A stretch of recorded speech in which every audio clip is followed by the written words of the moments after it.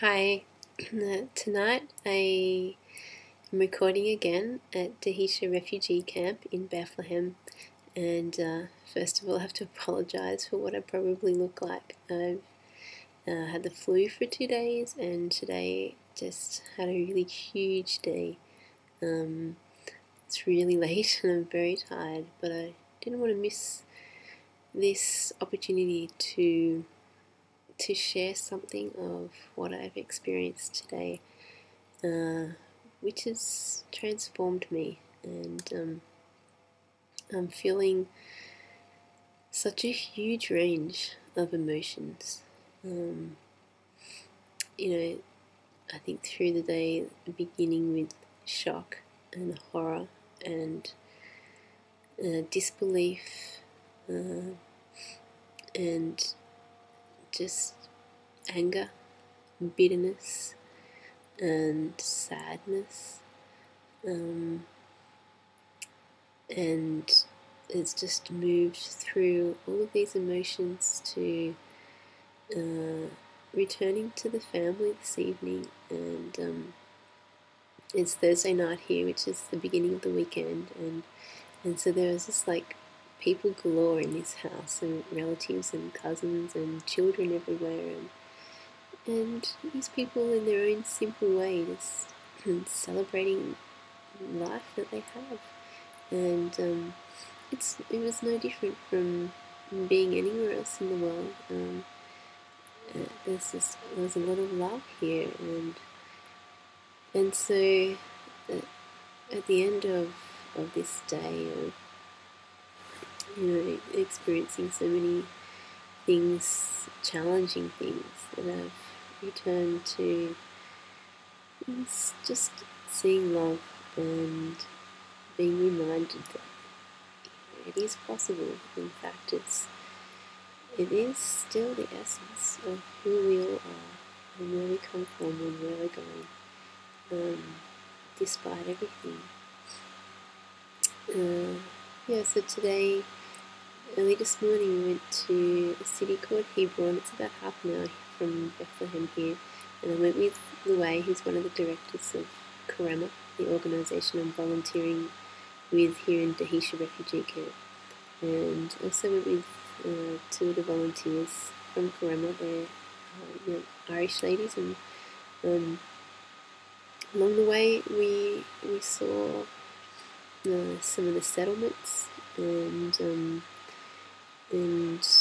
they explained to us how the land in the West Bank is divided into areas A, B and C, and how it varies from Palestinian control to being Palestinian governed but controlled by Israeli military, to being an area that is still obviously a Palestinian community, but that is totally controlled and occupied by Israeli military, and I saw all of those places today. What we saw in Hebron, I can really describe as living hell. You walk through this marketplace, and at first your eyes and your senses, all of your senses are captivated by all the spices that are for sale, and it all seems so exotic.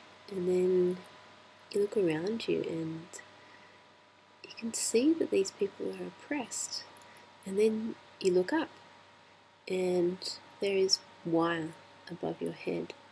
This entire marketplace is covered in wire, because what's happening is that the Jewish settlers are coming in, and they've been taking over some of these buildings where the marketplace is, and literally taking them by force, kicking the Palestinian families out on the streets. They can't protect themselves because the Israeli military is strong, and they're protecting the Jewish settlers. And these settlers are throwing things from the second and third floors, down into this marketplace, and so they had to put this wire up, and you can see in the wire like bricks and glass bottles and all the things that they're throwing down at the people. And so here, like, you have levels of life. You have this street level, which is the traditional way of life for these Palestinian people, and particularly in Hebron. Apparently, it's this economic capital, and people are really into their buying and selling, and it's this bustling life. And then you look up, and there's just smashed windows and burnt out buildings, and all these signs of the conflict. And these settlers have taken over other people's homes. I found that very difficult to understand. And one of the guys who we met there, he took us around the back of the marketplace, and you could see even more so this destruction, all the stuff that they've tossed down. There's this broken glass everywhere, there's bits of furniture, there's dead animals, there's barbed wire everywhere. And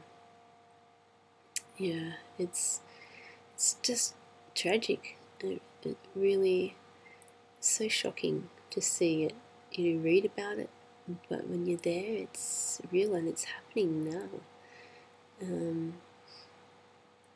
We talked to quite a lot of people as we went along, and just heard the stories of one lady saying that just recently, there was some argument going on between one of the Palestinian ladies in the marketplace and one of the women in one of the settlers, a few stories above the marketplace, and she threw down what was at first thought to be a bucket of water that turned out to be acid. And this woman below was so severely injured. And this is very hard to fathom. But what I really learnt today is that these Palestinians in this place that I've seen today are an oppressed people. They have no freedom, even to go to their own cemetery, because the Israelis have taken over the road in front of the cemetery, which means that there's no way that they can even walk on this street, that they have to take like a 1 or 2 hour walk up the hill and around just to get to a cemetery which is across the road from where they're living. And this is the kind of just daily struggle that these people face. We also got to go to the famous mosque in Hebron, and it's famous because it's supposedly where the tomb of Abraham and Sarah is, and obviously because of this, it's a very important, hugely significant and sacred place for Jewish people also. And it just seems so paradoxical to me that here is, a place that's a reminder that, the world's great religions have the same heritage, and yet this mosque has been divided up. Literally, they've built a wall down the middle of this incredibly historical building and place of worship. And even though the Jewish people are very much a minority in this city, they now have 80% of the mosque. They've built a wall in the mosque, and the other side is for the Muslim people, which is obviously the great majority of this city. It just seems so crazy, and they can only...